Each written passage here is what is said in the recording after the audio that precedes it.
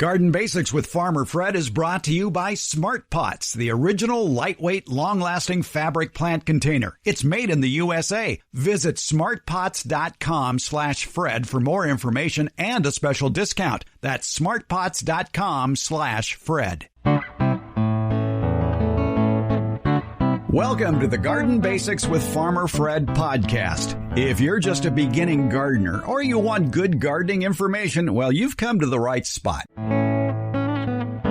What are those mushrooms doing in my garden? How do I get rid of them? What are the best roses that thrive in hotter climates? Well, we're going to answer those questions on today's Garden Basics with Farmer Fred podcast. Also, we have tips for improving your soil during the next couple of months, especially if you won't be planting a cool season garden. It's probably the most important part of a successful garden next year. Believe me when I tell you, it's all about the soil. We're podcasting from Barking Dog Studios here in the beautiful Abutilon jungle in suburban Purgatory. It's the Garden Basics with Farmer Fred podcast, brought to you today by Smart Pots. And we'll do it all in under 30 minutes. Let's go. We like to answer your questions here on the Garden Basics with Farmer Fred podcast. We bring in the big guns, Debbie Flower, America's favorite retired college horticultural professor, to help us out with these vexing situations gardeners have. Here's a question from Santa Rosa, California, here in Northern California, Zone 9. And it's from Sally. And she says, "Hello, Farmer Fred and America's favorite retired horticulturist, Debbie Flower. I have some questions about mushrooms in the garden. As you can see in the pictures, here's the pictures, I had quite an abundance of mushrooms popping up. I actually just removed them. Should I have left them alone? Am I watering too much? Was it okay to throw them in the compost bin? Thanks for your time. I love the podcast and the newsletter." Sally. Thank you, Sally. Yeah. For all that. Shrooms, Debbie. Yeah. Happens in these parts, usually in spring and fall when the weather is damp and shady. Right. Mushrooms are the fruiting bodies of certain types of fungi. So the fungus is growing underground, and when conditions are right for for fungus to reproduce, they produce the mushrooms, and in the mushrooms contain under the cap spores, and the spores are released and they need water to travel and to mate and all that good stuff. And so that's how baby mushrooms are made, or more of the fungus is made. So typically we see it only when it is moist. And Sally asked if she was watering too much, and that is a good question since we don't know any specifics about where these mushrooms occurred. She did say in her lawn, but we don't know whether it's a sunny spot, a shady spot, a high spot, a low spot. I would suspect that there is probably too much moisture in that location. Fungus that's producing them is probably feeding on some type of wood underground, like buried construction debris or dead plant root, dead plant material of some sort. And the conditions are just right for the fungus to produce these mushrooms and reproduce. Was it doing harmful to remove them? Absolutely not. There are mushrooms that are poisonous to animals and humans, and if there was a little kid visiting and bit into it, that would be a dreadful thing. Or if the dog went out and chewed on it and it was a poisonous mushroom, that would be very sad. So removing them is fine. Should she have composted them? She could. If it is a poisonous mushroom, you would want it to be in a hot compost pile, which means it's one that's tended regularly, turned regularly, the moisture is checked, the temperature is checked, so that it breaks down very quickly. If it's a benign mushroom, one that is not poisonous, then it certainly can go in the compost pile. But you have to know the difference. Yeah, how do you know that? That's not easy, yeah. Exactly. Now, Sally, over in your area in Santa Rosa, there are a lot of people who like to spend their weekends crawling on their bellies through the forests near Santa Rosa looking for mushrooms, mycologists. The Bay Area has a very popular mycological society where people spend their weekends doing that. And they don't taste mushrooms unless they know exactly what they're dealing with. Right. And they have extensive resources to find out if that mushroom they're staring at is poisonous or not. And you do not want to try to figure it out by tasting it. No, you do not. No. It was a distinctive mushroom. It looked, I want to say, like a bunch of fingers. I was going to say little eggs. Like fat. Yeah, I was going to say fat fingers. There are some mushrooms that have common names that have to do with fingers. This wasn't them. I have seen those in my yard. This was something, it was white. It was quite distinctive. And a picture too, a mycologist might help her know what it possibly is and what it might be feeding on. Yeah, I think most mycologists, though, if they get emails with pictures, they might say, not enough detail. Yeah, not enough detail. You're right. Thank you. You need a lot of detail to get it right. Yeah. And you could destroy those mushrooms fairly easily with a rake. Yes. You just rake them up. Toss them. Yeah, that's all you have to do. So, yes, you did the right thing of removing them. Yeah. Sally, good job there with the mushrooms. And it is a problem for most people that will go away as the weather changes, as the weather warms. If you have a consistent problem with mushrooms, consider the shade. Do you have like heavy shade from a nearby tree? You may want to thin out that tree to allow more light in to help reduce the incidence of mushrooms. Maybe if it's in a lawn situation, reworking the lawn, rehabbing the lawn, either in the fall or in the springtime with dethatching and aeration and overseeding can help cut down the mushroom population, along with maybe watering less too. Right. Check the heads, the irrigation heads, when they're running and see if there's some extra water coming to that location for some reason. There you go. It's all a matter of shade and water and, like you say, dead trees underneath the ground. The food for the fungus. Yep. All right. And eventually it will stop producing mushrooms. Right. All right. Thank you, Debbie. You're welcome, Fred.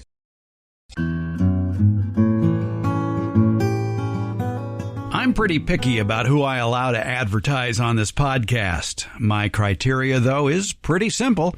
It has to be a product I like, a product I use, and a product I would buy again. And you know who checks all those boxes? It's Smart Pots. Smart Pots is the oldest and still the best of all the fabric plant containers that you might find. Smart Pots are sold around the world, and they're proudly made 100% right here in the USA. Smart Pots come in a wide array of sizes and colors and can be reused year after year. Some models even have handles, and that makes them a lot easier to move around the yard. Because the fabric breathes, Smart Pots are better suited than plastic pots, especially for hot climates. That breathable fabric has other benefits too. Water drainage issues? Not with Smart Pots. Roots that go round and round choking the root ball like they do in plastic pots? Doesn't happen with Smart Pots. These benefits will help you get a bigger, better plant than what you've gotten in the past with the same size plastic or other hard container. Smart Pots are available at independent garden centers as well as select Ace and True Value hardware stores nationwide. To find a store near you or to buy online, visit smartpots.com/Fred. And don't forget that /Fred part. On that page are details about how, for a limited time, you can get 10% off your Smart Pot order by using the coupon code FRED. F-R-E-D. Use it at checkout from the Smart Pot store. Visit smartpots.com/Fred for more information about the complete line of Smart Pots lightweight, colorful, award-winning fabric containers. And don't forget that special Farmer Fred 10% discount. Smart Pots, the original award-winning fabric planter. Go to smartpots.com/Fred. We're here at Harvest Day. It's put on by the Sacramento County Master Gardeners here at the Fair Oaks Horticulture Center. Big public event showcasing the beautiful gardens here at the Fair Oaks Horticulture Center. There are practical gardens that can be applied to your own yard. If you ever get a chance to come to Harvest Day or one of the monthly workshops here at the Fair Oaks Horticulture Center, you ought to do so because you're going to get a lot of good tips for your garden. We're talking roses with Debbie Arrington, Master Rosarian. She's answering rose and apparently tomato questions here today at the Fair Oaks Horticulture Center during Harvest Day. And fortunately for us, it's still early morning when we're doing this recording, and it's not going to be, fortunately, as hot as it has been.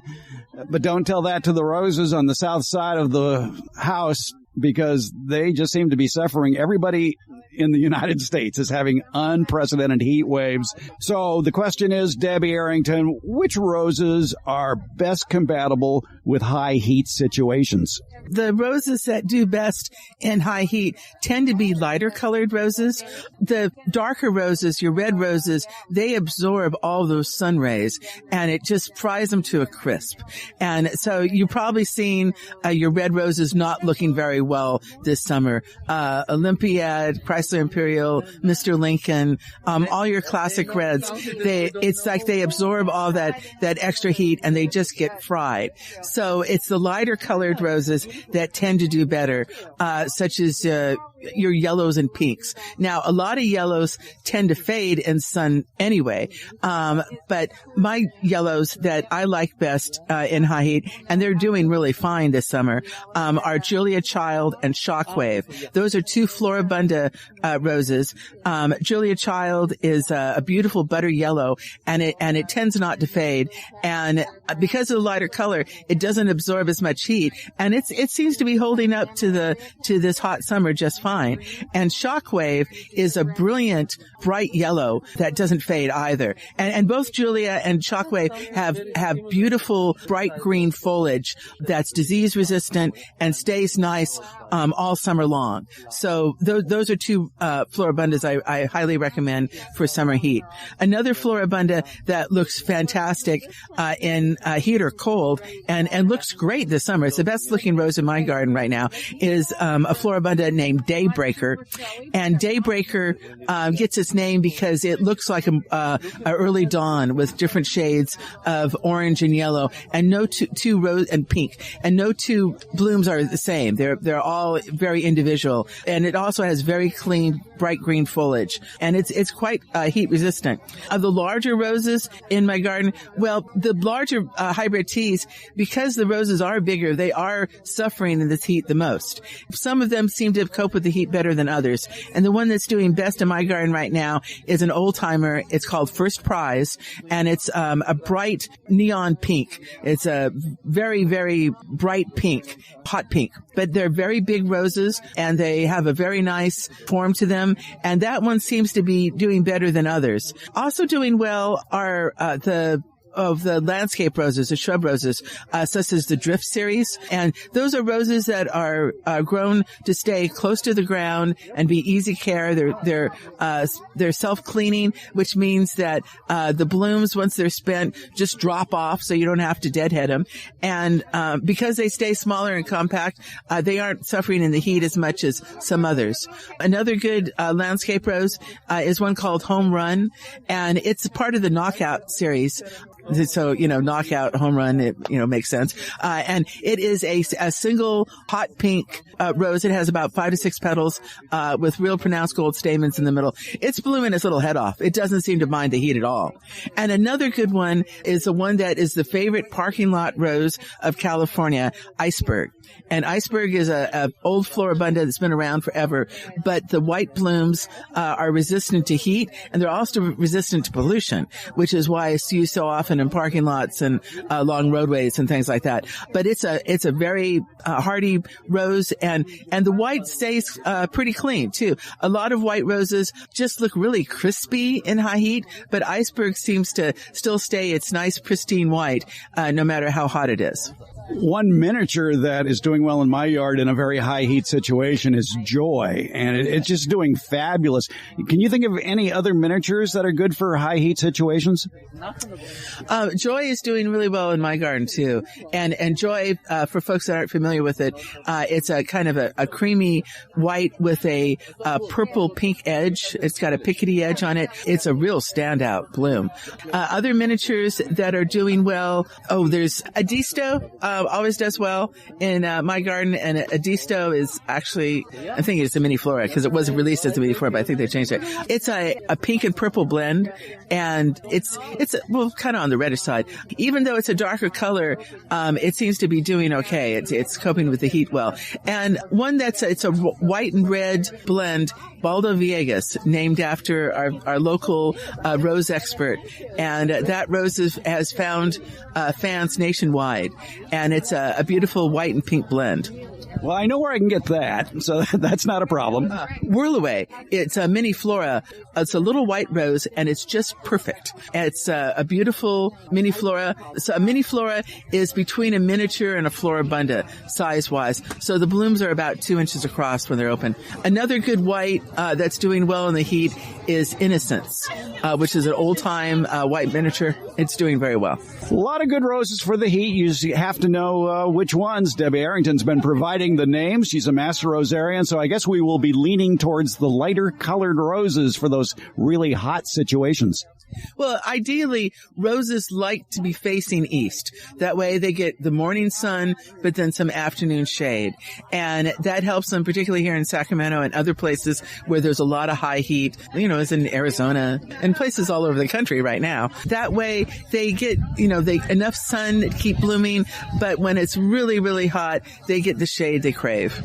That's right. Some of the roses have been acting very weird this year in the heat, like smaller flowers, for example. Well, we've had in California the driest year in recorded history, and that lack of groundwater has really had a cumulative effect on any shrubs. And roses are, they're shrubs. And so this year, my roses are much smaller than usual, particularly my hybrid teas. And a lot of them are also not producing as many petals per flower. Ones that should have 30, 40 petals per flower are instead having 10 or 12 and look like a semi-double instead of a full rose. And this is all a result of not enough water and too much heat. Another thing that's happening to roses, and I get this question a lot, is why are there leaves coming out of the middle of the flower?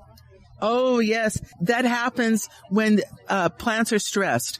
It's called fasciation, and it's a weird vegetative state that is caused by stress. And there is so much stress going on right now in plants' lives that we see this sort of weird growth coming out of the middle. In my garden, Perfect Moment is the one that does it the most. And Perfect Moment is a older orange blend hybrid tea. And it has these monster blooms that look like they're from the Little Shop of Horrors. It's very strange stuff. You will also see that if a plant is exposed to Roundup, but it is more severe, and it's not just the one bloom. You'll see it all over new growth on the plant. It will have very strange deformed growth.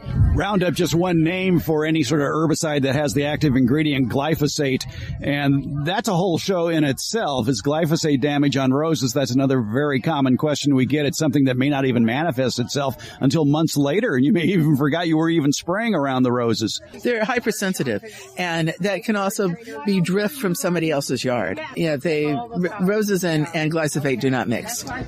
Debbie Arrington, Master Rosarian, the proprietor, along with Kathy Morrison, of the Sacramento Digs Gardening blog. If you go to a website, you can find out more information about it, I bet. The easiest way to find us is on Facebook. Just type in Sacramento Digs Gardening. That will take you to our Facebook page. Hit any of those links. That will take you to the blog. All right. And the website itself is sacdigsgardening.blogspot.com. All right. SAC, Sac Digs Gardening. Would sacdigsgardening.com get you there? Yes. Debbie Arrington, thank you so much. Thank you.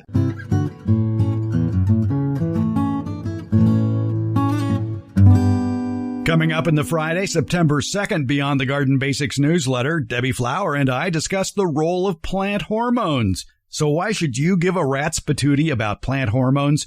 Well, only if you want to be a better gardener. If you want to be more successful at propagating plants, you need to know about plant hormones. You want to grow bigger table grapes? Again, plant hormones can play a role. But there are other steps you can take to grow bigger grapes, and you'll find out about those steps in Friday's Beyond the Garden Basics newsletter.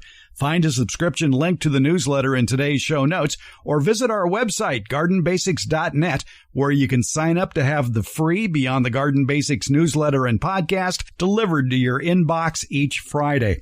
Also at gardenbasics.net, you can listen to any of our previous editions of the Garden Basics podcast, and you can read a transcript of the podcast episode that you're listening to now. For current newsletter subscribers, look for All About Plant Hormones in the next Beyond the Garden Basics newsletter coming out on the morning of Friday, September 2nd. It'll be in your email.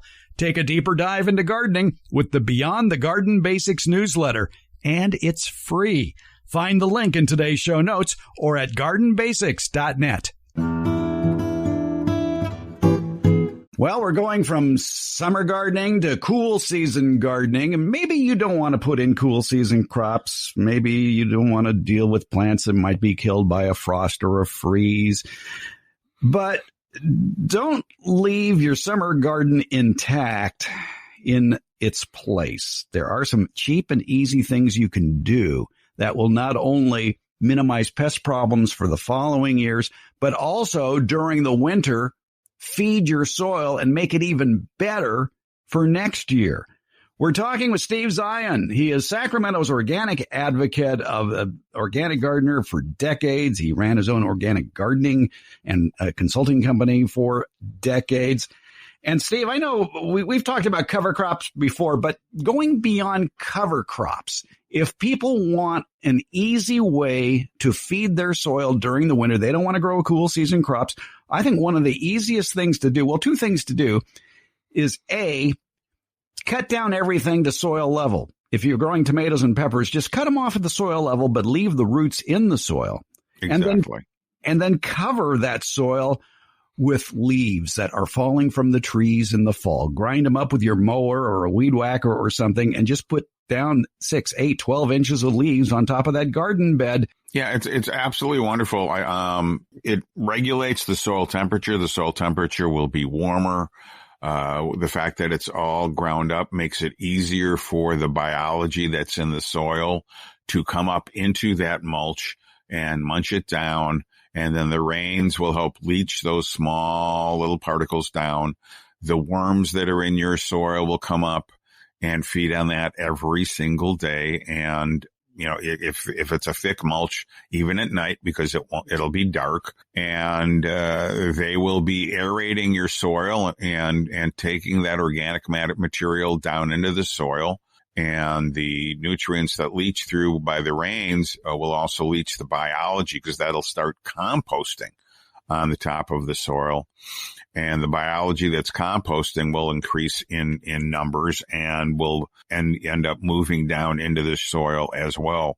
So you will get nutrients move down into the soil and increase the nutrient value, and you will get more soil biology. And the more soil biology you have, the more diversity and the more numbers, the healthier your soil is and the healthier your crops will be. I just took a class recently. Everybody's been talking about rotating your crops for decades to reduce pest problems.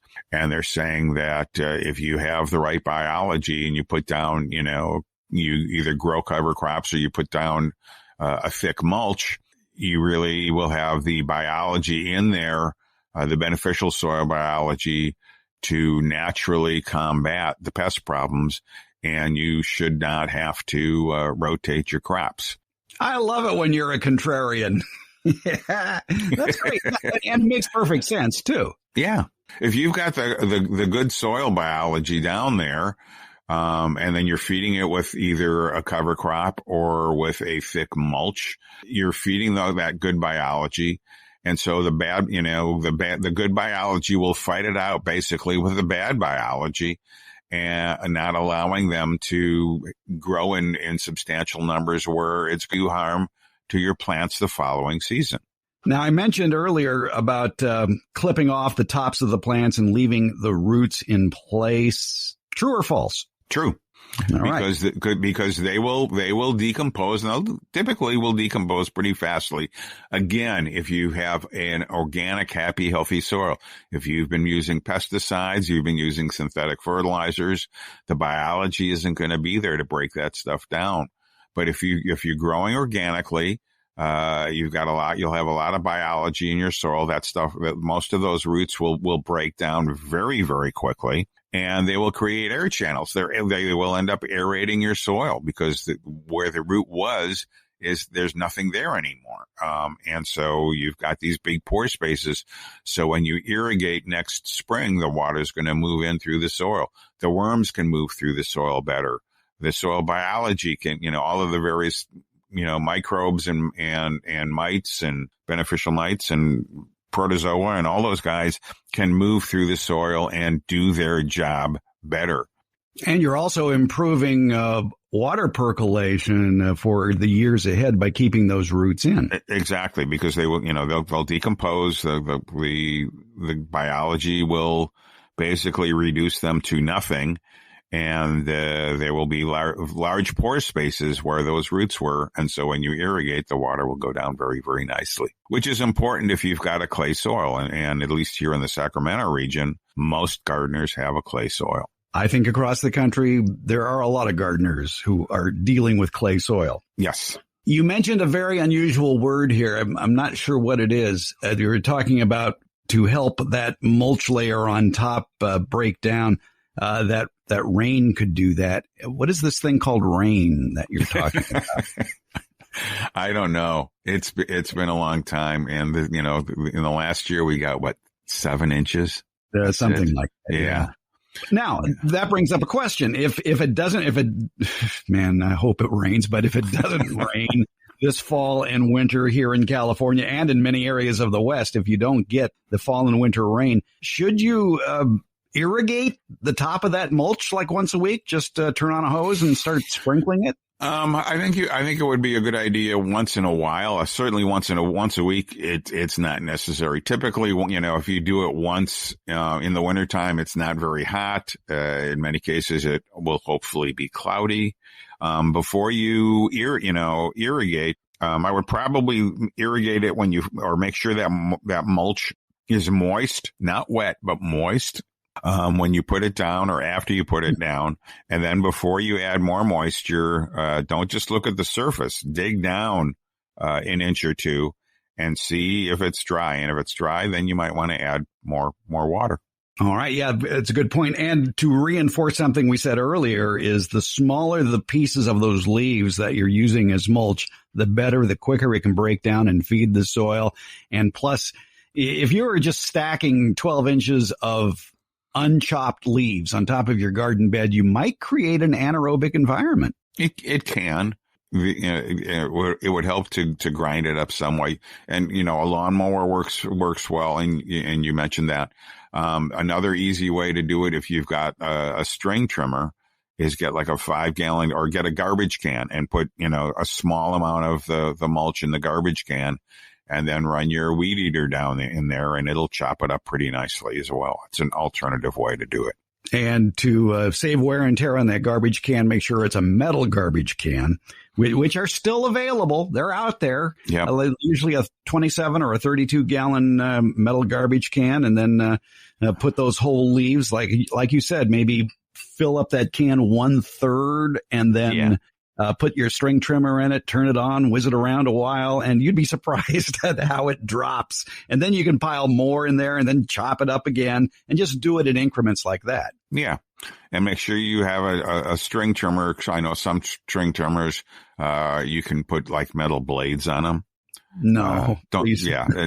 That's going to pretty much destroy your container. Yeah. And wear eye protection anytime you do that. Yes. Always. And string trimmer, not even the plastic blades, but just the string trimmer is best. Yes. If you're not going to be planting cool season crops this year, then the least you can do for your soil is cover it with mulch. Chopped up leaves is great. Just leave it on till spring. And you don't even have to remove it in spring. You can just move it aside and plant whatever you're going to put in come springtime.